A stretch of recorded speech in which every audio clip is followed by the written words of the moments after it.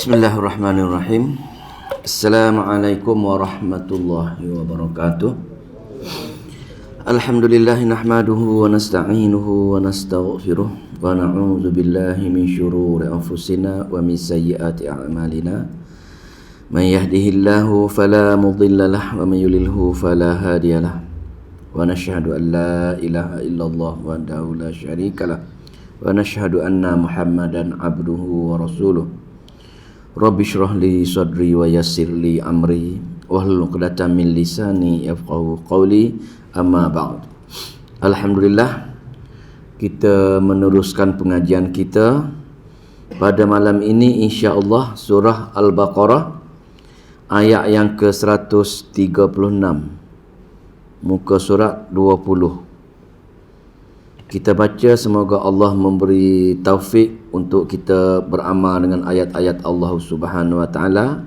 Sementelalah kita memohon dengan Allah supaya Allah memberi kefahaman kepada kita tentang maksud sebenar ayat-ayat Allah Subhanahu wa taala, insya-Allah.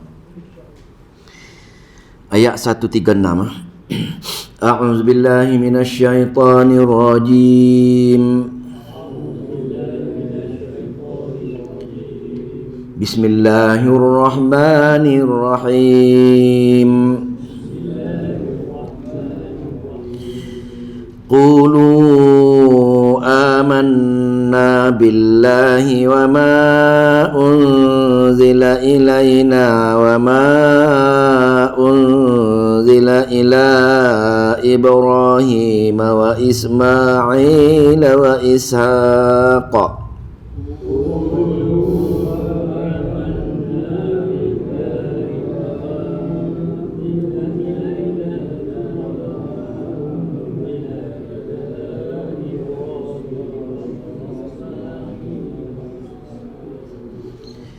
Wa Ismail wa Ishaq wa Yaqub wal asbati wa ma utiya Musa wa Isa wa ma utiya an-nabiyyuna min rabbihim.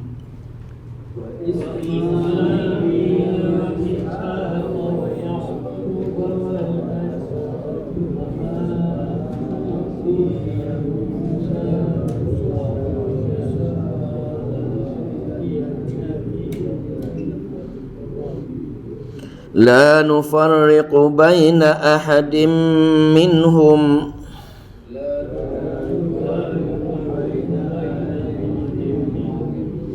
wa nahnu lahu muslimun.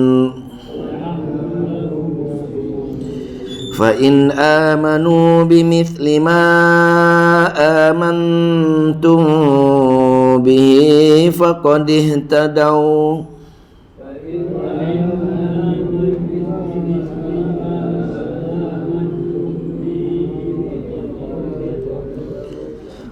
wa in tawallaw fa innama hum fi shiqaq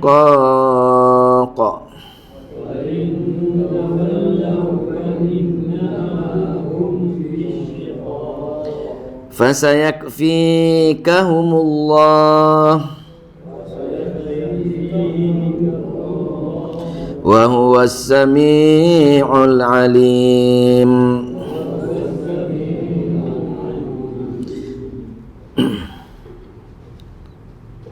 Siri sebelum ini kita membicarakan soal bagaimana golongan yang engkar, yakni golongan yang berbangga dengan kaum dia, iaitu golongan Yahudi dan golongan Nasara. Sebelum itu, tajuk yang kita bahaskan sekarang ini ialah tajuk berkaitan dengan penolakan golongan Yahudi dan Nasara terhadap Nabi besar kita Nabi Muhammad sallallahu alaihi wasallam, kerana mereka merasakan tak setara. Mereka daripada golongan yang hebat, golongan yang ada kelebihan. Mereka mendakwa diri mereka merupakan kekasih Allah, kesayangan Allah. Mereka sepatutnya menerima wahyu. Tiba-tiba Allah turun kepada Nabi besar kita Nabi Muhammad sallallahu alaihi wasallam. Jadi mereka menjual nama mereka keturunan bagus daripada keturunan Nabi Allah Ibrahim. Maka Allah ceritalah bab siapa Nabi Allah Ibrahim. Dia nak kaitkan dengan Nabi besar kita Nabi Muhammad sallallahu alaihi wasallam juga daripada keturunan yang sama daripada Nabi Allah Ibrahim juga. Nak menempelak golongan mereka yang berprasangka mereka sahaja daripada keturunan Nabi Ibrahim, rupa-rupanya Allah ceritakan Nabi kita juga daripada keturunan Nabi Allah Ibrahim. Kalau kita masih ingat lagi ayat yang sebelum ini, di mana golongan Yahudi akan berkata, waqalu, mereka berkata, kunu hudan tahtadu. Apa dia? Kalau jadilah kamu sebagaimana orang Yahudi, di mana orang Yahudi ini diketuai oleh Nabi Allah Ibrahim, susu galuh dia. Maka bila daripada keturunan Nabi Allah Ibrahim kepada Nabi Allah Musa, maka hanya golongan yang mengikuti ajaran ini saja mendapat petunjuk. Begitu juga orang Nasara. Orang Nasara mengatakan qulu Nasara tahtadu. Orang Nasara juga mengatakan demikian. Kami daripada keturunan Nabi Isa, daripada keturunan Nabi Allah Ibrahim, keturunan yang mulia. Hanya mereka daripada keturunan kami saja dapat petunjuk dan kesayangan Allah. Begitu juga orang musyrikin Mekah. Kami juga daripada agama Nabi Allah Ibrahim. Kami juga sepatut menjadi kesayangan Allah. Ikut kami saja, tolak Nabi yang lain. Masing-masing mengatakan hanya dia, Nabi dia saja yang benar, Nabi lain dia tidak boleh terima. Maka Allah jawab persoalan mereka. Sebenarnya bal millata Ibrahim hanifa. Sebenarnya milah Nabi Allah Ibrahim ataupun agama Nabi Allah Ibrahim ini ialah yang tulus ikhlas, bukan sebagaimana yang kamu amalkan tersebut. Kamu amal tersebut bukan hanifah, bukan tulus ikhlas. Kamu ada lagi menyeru Allah, Nabi Ibrahim tadi hanya Allah saja untuk diibadahi ataupun diminta bantuan pertolongan. Tiba-tiba kamu, wahai Yahudi, minta juga dengan Nabi Uzair. Wahai orang Nasara, kamu pun sama, dengan Allah pun kamu ikut, dan dengan Nabi Isa pun kamu minta bantuan dan pertolongan juga. Musyrikin Mekah pun sama. Nah, dengan Nabi Ibrahim konon yang kamu ikut, dan sama kamu menyeru ruh-ruh berhala dan sebagainya. Sepatutnya Allah kata bal millata Ibrahim hanifa. Ikutlah milah Ibrahim yang sebenarnya. Apa dia? Maka ayat kita baca sekejap tadi, apa dia milah Ibrahim? Ciri-ciri ataupun khulasah agama Nabi Allah Ibrahim apa? Yang digembar-gemburkan oleh bangsa-bangsa yang lain mengatakan mereka mengikut ajaran Nabi Allah Ibrahim, rupanya mereka berprasangka saja. Mereka ditipu oleh ahli-ahli kitab mereka tentang ajaran-ajaran daripada Nabi Allah Ibrahim kononnya, tapi jauh mereka menyimpang daripada ajaran yang sebenarnya. Maka Allah ceritalah dalam surah Al-Imran, Allah ceritalah agama Nabi Allah Ibrahim ini sebagaimana yang dalam kitab Al-Quran kita yang turun Nabi kita Nabi Muhammad sallallahu alaihi wasallam. Tengok kita baca bagaimana milah Ibrahim. Qulu amanna billah. Katalah wahai Muhammad, bagi tahu kepada umat kamu bahawasanya umat kamu pasti mengatakan amanna billah, kami telah beriman kepada Allah. Ini milah Ibrahim yang pertama ialah perkara tauhid, iaitu beriman dengan sempurna kepada Allah Subhanahu wa taala. Nah, apa maksud beriman? Beriman ini bukan sahaja setakat mulut, bukan sahaja setakat dalam hati. Nah, maknanya qalbi, semua sekali lah, daripada qauli dan badani, semua mengkhususkan untuk Allah Subhanahu wa taala. Maknanya beriman dengan Allah ini bukan sekadar mulut saja, tekad pun kena meyakini hanya Allah saja esa, hanya Allah saja kita sembah, kita menjadi hamba, kita beribadat, minta bantuan pertolongan untuk Allah saja. Ini milah Nabi Allah Ibrahim. Macam tu Maka di sini bila kita baca amanna billah ini, sebagian orang gembar-gemburkan sekarang ini dah sifat-sifat Allah mereka bergaduh. Setengah mengatakan sifat-sifat itu ada pada tanya sifat macam mana. Allah berbagai-bagai sifat dah, dengan Asy'ariyahnya, dengan Maturidiyahnya, dengan kalam berbagai-bagai yang diperdebatkan. Tapi jelas Al-Quran kata amanna billah, segala sifat-sifat Allah, maha kudrat dia, maha ilmu dia, laisa kamisli syai'un, jelas tidak ada suatu pun dari segi melihatnya, kudratnya, ilmunya, hanya Allah, tidak ada yang makhluk sama dengan dia. Jelas Al-Quran macam tu je, semata-mata Sebagaimana Al-Quran cerita, Allah cerita, itulah sifat dia. Tak payah kita duk tanya soal jawab berbagai-bagai pandangan lagi. Amanah billah, dengan penuh keikhlasan. Dan sifat-sifat Allah maha sempurna. Tidak ada selain Allah yang mempunyai sifat-sifat tersebut. Kalau kita meletakkan sifat-sifat Allah ada pada makhluk, itulah kesyirikan. Allah, kita beriman dengan apa yang Allah bagi tahu sebenarnya. Dalam surah permulaan Al-Baqarah kita mengaji lah. Wa minan nasi may yaqulu amanna billahi wa bil yaumil akhir.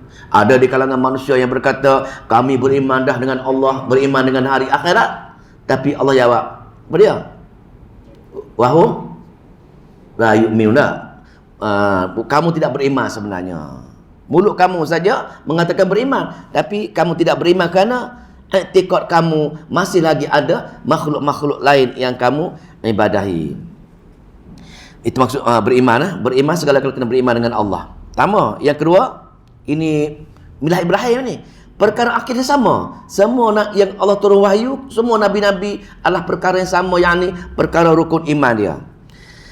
Lepas tu wama unzila ilaina, dan apa yang telah diturunkan kepada kami.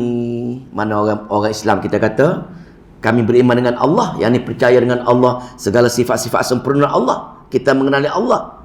Dan lepas tu dalam masa sama kami juga percaya dengan apa yang diturun kepada kami, yakni kitab Al-Quran. Dua perkara dah sini. Percaya dengan Allah, percaya dengan kitab Al-Quran. Semua-semua kitab.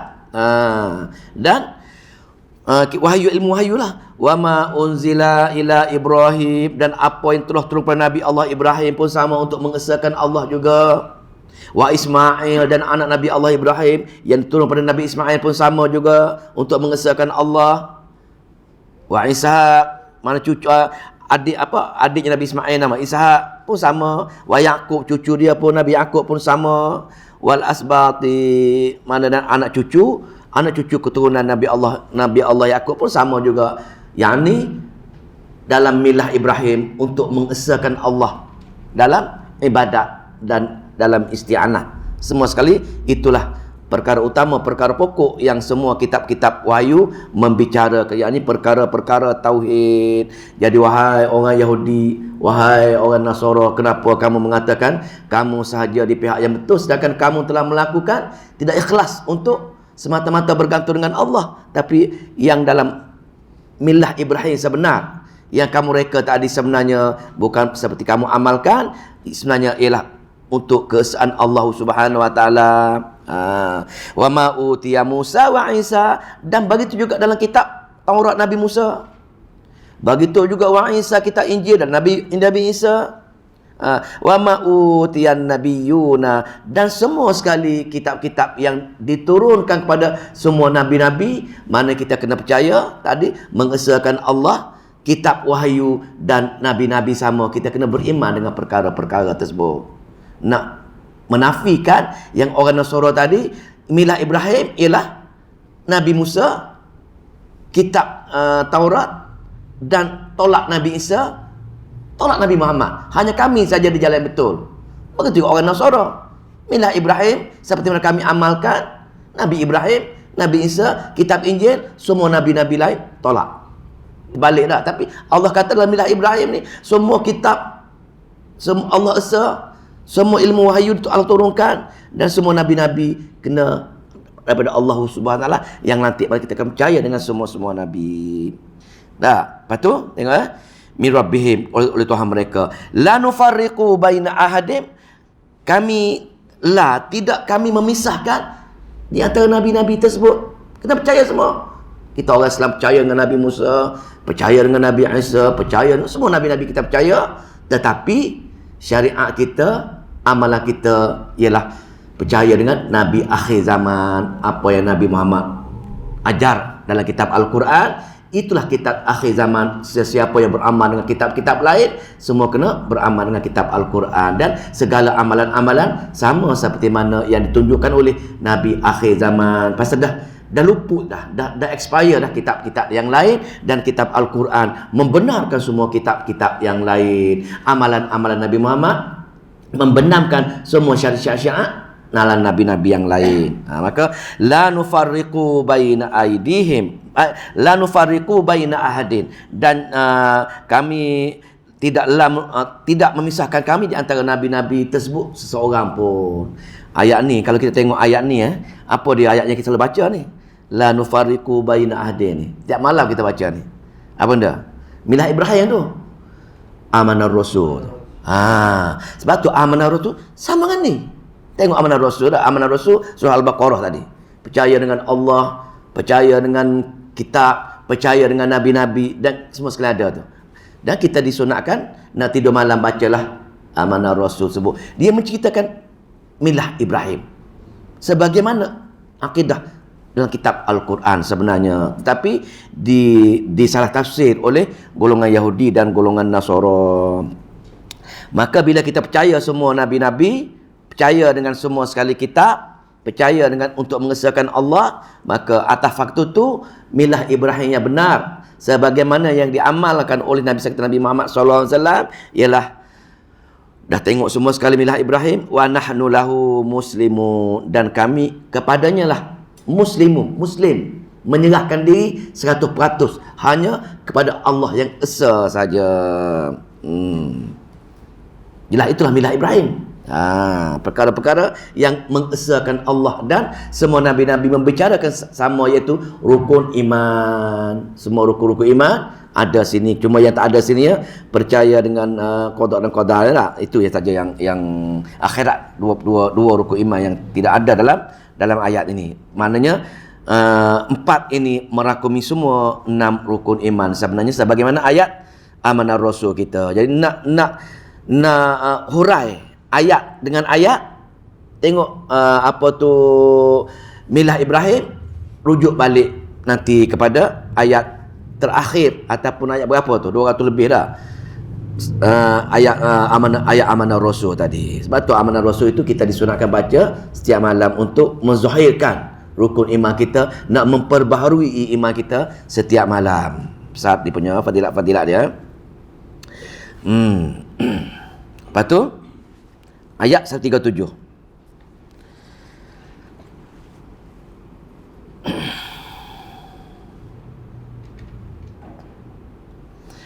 Ayat 137 ini ialah nak sabit dengan bagaimana cara nak beramal dengan rukun iman dan rukun Islam tadi. Bagaimana nak percaya dengan Allah dan rukun iman dan rukun Islam tadi, ada ayat 137. Ayat ini ialah satu ayat dalil atau bukti kita kena mengikut sahabat Nabi. Tengok Jadi wahai dah dengar dah, wahai orang Nasara, wahai orang Yahudi, wahai orang musyrik Mekah, dah tahu dah ini sebenarnya milah Ibrahim yang mengesahkan Allah, maka oleh itu beramallah dia, peganglah dia dari segi akidah dan dari segi amalan. Ini untuk menegur golongan-golongan tadi, bagaimana cara amalan, bagaimana cara kita nak memegang betul-betul, nak beramal dengan betul-betul dengan milah Ibrahim seperti dalam kitab Al-Quran kita tadi, iaitu ayat yang 137.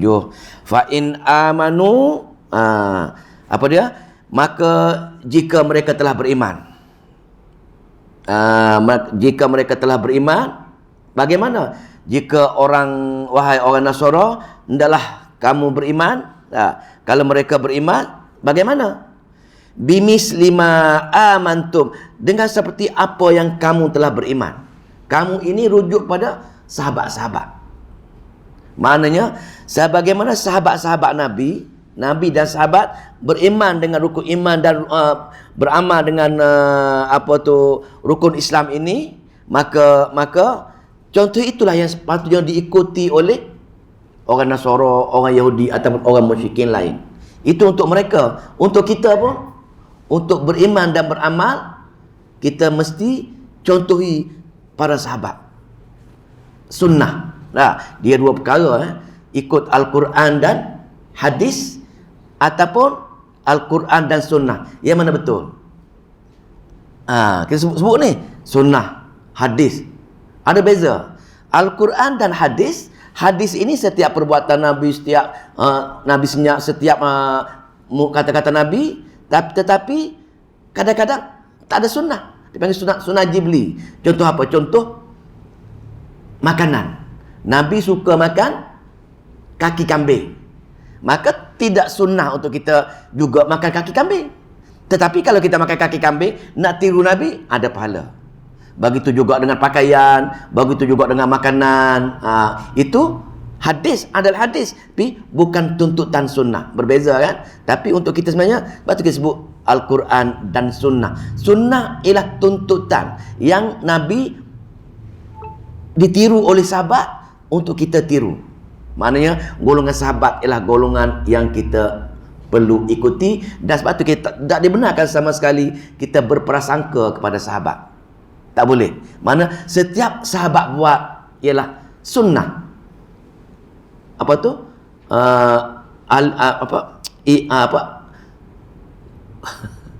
Al-Quran apa bukan aswajan apa? Ahli sunnah wal jamaah. Wal jamaah itu ialah jemaah sahabat. Jemaah sahabat itu masuk sunnah. Maka di sini kalau kita tengok di sini kalau kita tengok perkara mengenai sunnah, mengenai perkara sunnah ini dah. Jadi bila ada sunnah ini, sahabat kita mesti diikuti. Dalil yang lain surah apa tu? Was-sabiqunal awwaluna minal muhajirin wal ansar. Surah At-Taubah ayat 100. Cuba tengoklah. Mana perlu ni? Maknanya sebab tu orang katakan tak payah ikut sahabat. Kenapa sahabat buat bid'ah? Kenapa sahabat buat tu? Kenapa saya? Bukan. Bila sahabat buat, maka kita kena boleh ikut contoh dia. Lepas tu bila pergi ke mazhab Syafi'i, mazhab 4 mazhab lain, walaupun ada mazhab-mazhab lain, setiap perbezaan mazhab di belakang mazhab tadi ada sahabat. Kadang-kadang Imam Syafi'i diambil daripada Ibnu Mas'ud. Imam Ahmad di belakang dia ada Ibnu Abbas. Contoh kita baca, kita solat dah. Allahu Akbar. Bismillahirrahmanirrahim. Seorang lagi. Allahu Akbar. Alhamdulillahirabbil alamin. Bismillah kuat, ada hujah dengan sahabat. Bismillah slow, ada hujah dengan apa? Sahabat. Maknanya setiap mazhab berpegang tadi ada hujah di belakang sahabat-sahabat tadi. Batu ayat sini, mana fa in amanu bimislima amantum, maka jika mereka beriman, ajak mereka beriman dengan seperti apa yang kamu telah beriman, itu sempurna. Surah At-Taubah ayat 100 pun sama. Allah perintahkan untuk mengikuti. Kita tengoklah surah At-Taubah. Mana bagus untuk kita tiru sunnah, mengaji sunnah, kita kena faham.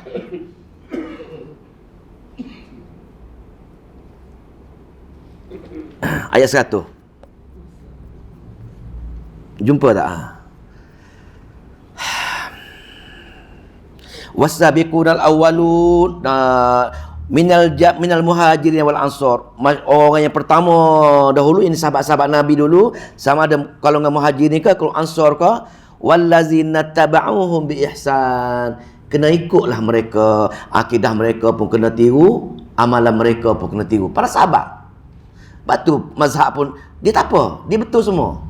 Semua mazhab salah ke betul ke diguna pakai pasal di belakang mereka ada sahabat-sahabat yang mereka contohi. Kadang-kadang sahabat itu buat macam ini, sahabat B buat macam lain, maka diambil oleh para ijtihad tadi. Maka sini wallazina tabauhum bi ihsan, ikuti mereka dengan cara yang terbaik. Kenapa? Radhiyallahu anhum wa radu. Mereka yang Allah redha, Allah jamin masuk syurga. Kenapa tak nak ikut? Mana bila Allah jamin masuk syurga, Allah redha, itu yang kita nak ikut. Siratal ladzina an'amta alaihim. Wahai Allah, jalan, bagi jalan aku supaya jalan orang yang kamu redha. Siapa kamu redha? Yalah, para sahabat tadi. Dalil dia apa dia? Wa a'adda lahum jannatin tajri tahtahal anharu khalidina fiha. Cara Allah redha, Allah telah beri, bila dia mati saja Allah bagi syurga dengan mereka. Itu maksudnya. Maka itulah para sahabat yang perlu kita ikuti dalam ayat Al-Baqarah tadi. Cara-cara menyeru semua sekali manusia untuk berakidah dan juga amalan sama seperti amalan-amalan para sahabat. Itu neraca ikutan. neraca pertimbangan untuk kita beramal ataupun akidah sama dengan sahabat-sahabat tadi.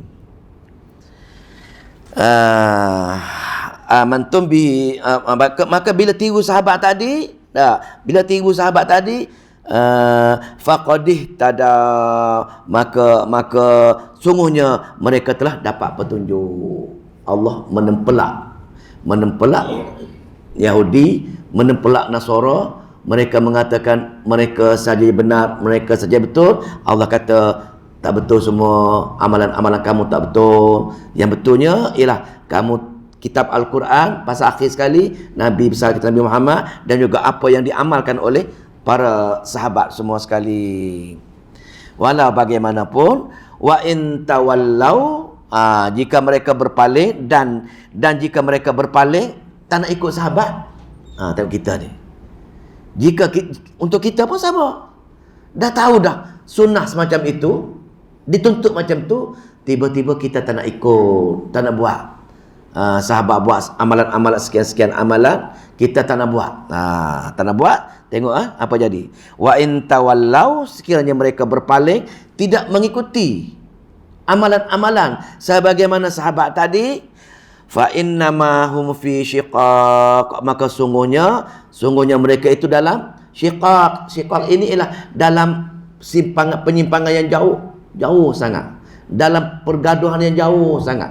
Mana dalam keadaan yang jauh sangat daripada amalan-amalan yang dibawa oleh Nabi, yang diamalkan oleh para sahabat. Maknanya mereka dalam perselisihan yang jauh. Untuk kita, sekiranya amalan-amalan kita sekarang ini tidak ada dalil dan bukti yang Nabi buat ataupun sahabat buat, kita termasuk kategori fa innamahum fi syiqaq. Mereka dalam perselisihan yang jauh sangat dengan amalan yang Allah redha, dalam amalan yang Allah nak bagi syurga dengan kita. Jelas ayat ni. Maka jika mereka berpaling, fa innamahum fi syiqaq, sebenarnya mereka yang tidak mengikuti amalan sunnah, lah kita panggil sunnah, pasal dituntut tadi, maka mereka amat jauh daripada amalan-amalan yang sebenar. Jadi bila kita amat jauh, bila golongan-golongan ini dan golongan yang mengikut Nabi tadi, jangan takut untuk beramal, pasal janji Allah. Janji Allah akan redha amalan-amalan mereka. Amalan-amalan mereka bertepatan dengan Nabi dan sahabat. Untuk golongan ini, jangan takut untuk mengamalkan dia. Pasal Allah kata, fasayakfikahumullah, kamu akan dipelihara oleh Allah. Orang benci ke, orang tak suka ke, orang halang ke, tetap kamu beramal. Kenapa? Mesti dalam pemeliharaan Allah Subhanahu wa ta'ala. Biar tak ada kawan, tapi Allah berkawan dengan kita. Biar kalau tak apa, jangan takut. Pasal Allah kata, fasayakfikahumullah, maka akan memelihara kamu daripada Allah. Kenapa? Wa huwas sami'ul alim, Allah Maha mendengar apa amalan-amalan kamu, apa bacaan-bacaan kamu, dan Allah Al-Alim, Allah Maha mengetahui apa maksud kamu sebenar beramal tersebut. Adakah menepati amalan sebagaimana Allah redha sahabat-sahabat tadi, ataupun kamu cari amalan-amalan yang lain yang langsung tidak ada oleh para sahabat. Jangan jual nama siapa-siapa saja. Kalau bercanggah dengan Nabi, bercanggah dengan sahabat, kita kena tinggalkan amalan-amalan tersebut, kerana amalan-amalan tersebut tidak mendapat keridhaan Allah Subhanahu wa ta'ala. Itu nasihat. Walau bagaimanapun, golongan-golongan engkar, golongan-golongan yang jahil, golongan-golongan yang sombong, mereka sering mencari amalan-amalan yang Nabi tak buat, sahabat tak buat, mereka buat amalan-amalan lain. Contohnya, orang Yahudi, orang Nasara ini, dia condemn Islam. Apalah Islam itu, dia kata. Dia nak tarik orang kepada agama Islam. Dia nak mengajak orang kepada kebaikan. Tapi orang berhijrah daripada keburukan kepada kebaikan, dia tidak ada suatu majlis apa pun. Macam tu je. Tengok kami, dia kata. Kalau orang jahil nak masuk agama Nasara sebagai contoh, kita ada upacara tertentu, dipanggil baptis kan. Maknanya dia setengah-setengah mengatakan dia ada minum air suci. Kadang-kadang dia ada mengatakan dia kena mandi dahulu, barulah menjadi. Kalau tidak macam tu, tak ada meriah. Ada juga mengatakan untuk orang Yahudi, dia mandi, dia dimandikan dengan air yang keruh. Dia mandi. Bila mandi, bila kotor, daripada kotor maksudnya amalan-amalan yang jahil sebelum ini, nak masuk agama yang suci, maka dia perlu ada suatu majlis, ada sesuatu dipanggil apa? Sesuatu apa? Ritual untuk menjadi bertukar image daripada tak baik kepada baik. Tidak agama kepada orang agama. Dia condemn Islam. Dia kata Islam tak ada apa-apa pun. Atas waktu lah setengah orang Islam pun dia kata syarat Islam kena potong, kena khitan. Bukan. Khitan bukan syarat. Khitan ini ialah bila kita masuk Islam, kita baca cara mana kita masuk Islam. Senang aja mengucap dah dengan kita baca ni. Lepas tu bila kita dah menerima Islam, Islam menitik beratkan kebersihan. Maka potong tadi ataupun khitan tadi ialah nak memenuhi tuntutan kebersihan, bukannya nak memenuhi tuntutan Islam. Berbeza tadi. Kalau kita masuk Islam kotor, pergi pada jejas pada amalan-amalan yang lain. Jangan mengatakan syarat ugu orang nak masuk Islam kena potong. Tak boleh. Jadi orang Yahudi, orang Nasara ini nak masuk agama mereka kena ada upacara-upacara tertentu. Kita banyak ni. Kita reka. Ni bid'ah lah dia cerita ni.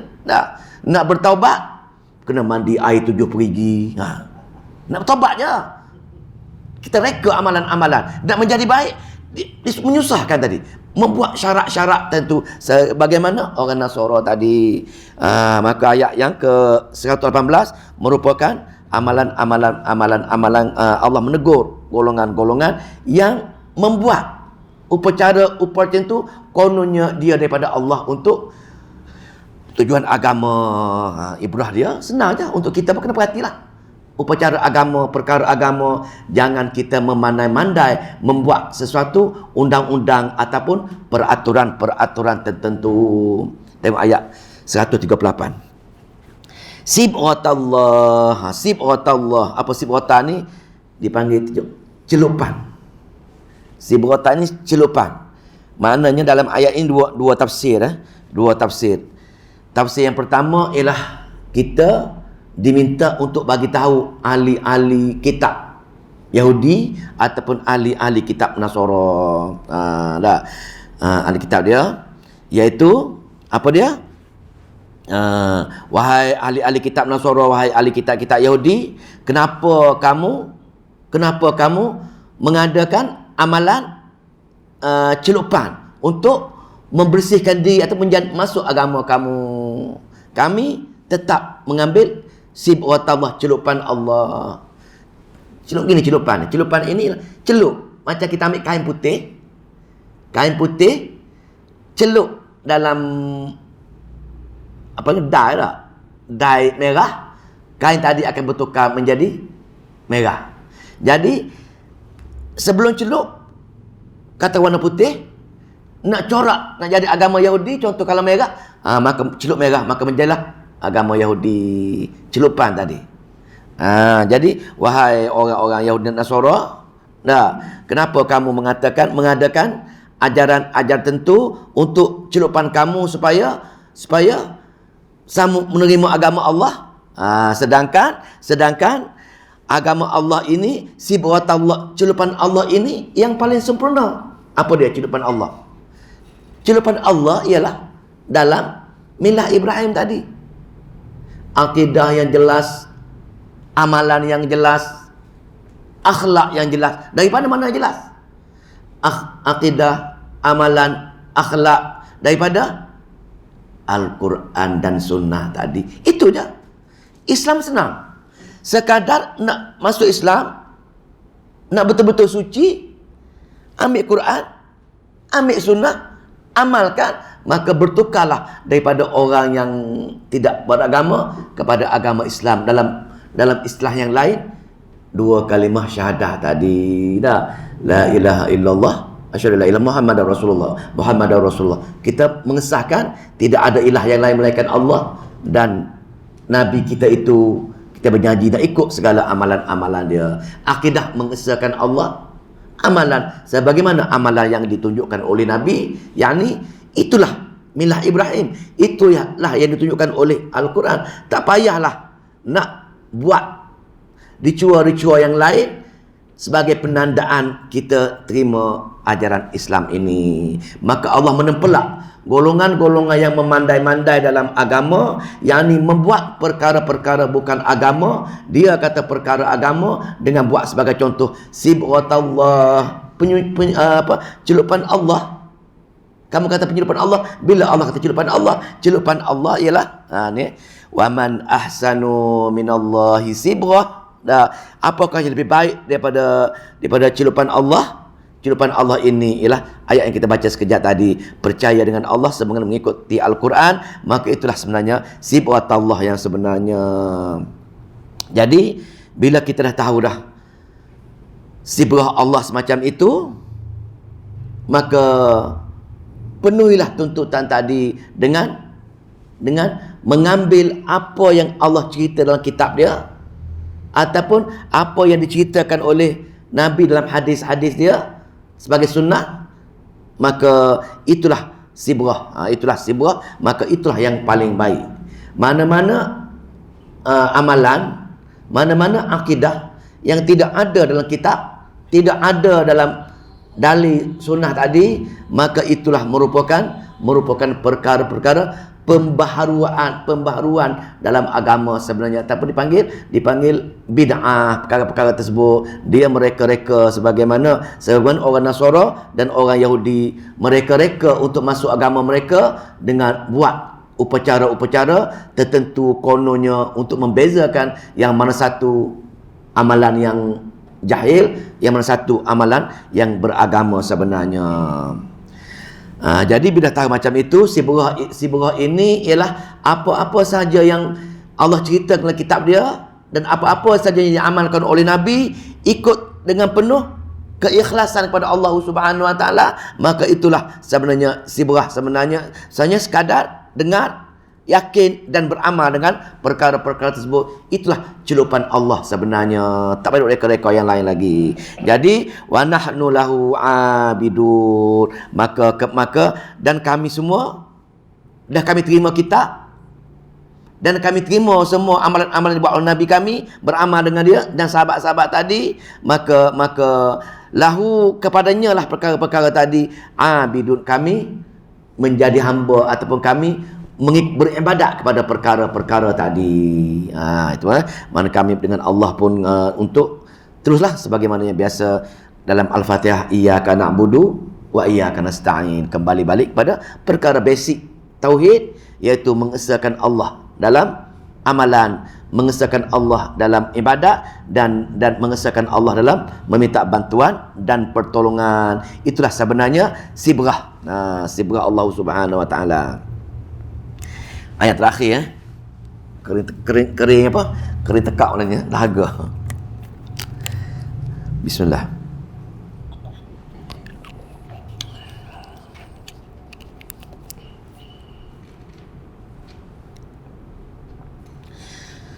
Ayat 139. Qul atuhajjunana fillahi wa rabbuna wa rabbukum. Maka katalah, wahai bagi tahukah kepada orang Nasara dan orang Yahudi. Itulah dia gabung dua-dua. Tapi walaupun ayat sini dikhususkan untuk Yahudi, tapi para tafsir mengkaitkan juga dengan Nasara juga dalam ayat-ayat yang seumpama ini. Qul, katakan kepada mereka, atuhajjunana, apakah kamu mahu berhujah?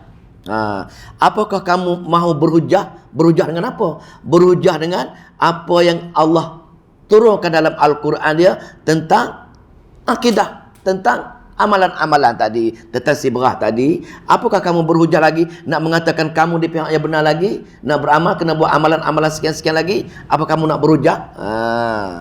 Apa kamu nak berhujah? Wahwa, padahal Allah, padahal dia Rabbuna, Tuhan kami, wa rabbukum, dan Tuhan kamu juga. Dia Allah, Tuhan kami, dia penjaga kami, dia buat kami, dia jaga kami juga. Dan kamu pun yakin juga, dia buat kamu, dia jaga kamu. Sama, Allah Esa juga, Allah ni juga. Tapi kenapa wahai Yahudi Nasara, kamu masih lagi bergantung harap kepada selain yang ada lagi penjaga, ada lagi yang boleh menyelesaikan masalah ataupun hajat kamu tadi, sedangkan dia saja Rabbuna wa Rabbukum. Itu maksudnya dah tahu dah Allah Esa, dah tahu dah Allah, tapi kenapa bergantung harap dengan ilah-ilah yang lain lagi? Jadi kalau kamu bergantung harap kepada ilah-ilah yang lain lagi, pautan-pautan hati kamu ada pada yang lain lagi, maka untuk kami, pasal kami hanya mengikuti apa amalan-amalan dibuat oleh Nabi kami ataupun sahabat-sahabat para Nabi kami, maka untuk kami walana a'maluna, bagi kami Allah memandangkan amalan-amalan kami Allah redha, maka Allah bagi balasan pada untuk kami tadi.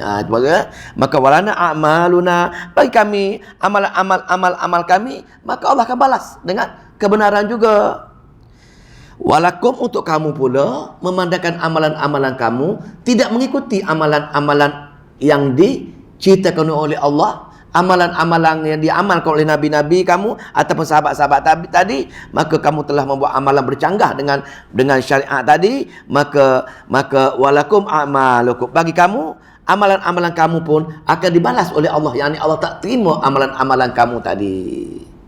Amalan kami, kalau kami mengikut amalan sunnah, yakni amalan yang diamalkan oleh Nabi dan sahabat, maka kami Allah akan terima. Kamu pun boleh buat amalan juga, Allah izin kamu buat amalan juga, tapi amalan kamu tadi pasal bercanggah dengan sunnah tadi, maka amalan kamu tadi balasannya Allah tak akan terima amalan-amalan kamu tadi. Walakum a'malukum, dan kamu amal kamu juga. Maka atas faktor tersebut bahwasanya wa nahnu, dan kami meyakini bahwasanya lahu mukhlisun, bagi kami adalah orang-orang yang tulus ikhlas untuk setiap amalan kami, setiap ibadat kami, setiap akidah kami buat penuh keikhlasan kepada Allah Subhanahu wa taala saja. Itulah maka 140 ni ayat syikayah tu kita ganti dengan minggu depan pula. Kita ganti dengan sesi yang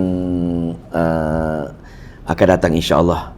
Jadi sebagai kesimpulan pada malam ini, masih lagi Allah nak menceritakan kepada pembaca-pembaca Al-Quran tentang kebenaran syariat yang dibawa oleh Nabi kita, Nabi besar Muhammad sallallahu alaihi wasallam, supaya amalan-amalan yang dibuat oleh Nabi tadi dan amalan-amalan yang disampai pada sahabat, diamalkan oleh sahabat, merupakan amalan-amalan yang benar. Maka nak menolak amalan-amalan yang dibuat oleh Nasara dan Yahudi yang mengatakan amalan-amalan mereka sahaja yang betul, dan mereka juga tak terima yang dibuat oleh Nabi kita, pasal mereka mengatakan mereka di antara orang yang berilmu, keturunan yang baik, Nabi Allah Ibrahim. Allah menceritakan Nabi kita juga amalan-amalan dia ialah amalan yang benar, sebagaimana amalan yang diperintahkan oleh Allah kepada Nabi Allah Ibrahim,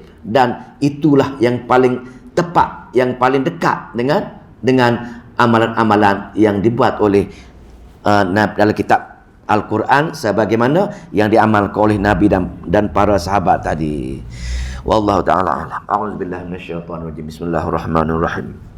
Allahumma salli wa sallim wa barik ala Muhammad. Allahumma faqina fi din wa alimna ta'wil wa hdina ila sawa'is sabil. Allahumma fiqna lima tuhibbu wa tarda waj'al akhiratana khairan minal ula. Radina billahi rabban wa bil islami dina wa bi Muhammadin nabiyyan wa rasulah. Allahumma aj'al al-Qur'ana hujjatan lana ya arhamar rahimin wa la taj'al al-Qur'ana hujjatan alaina ya rabbal alamin. Rabbana atina fid dunya hasanah wa fil akhirati hasanah wa qina azabannar walhamdulillahi rabbil alamin. Assalamualaikum warahmatullahi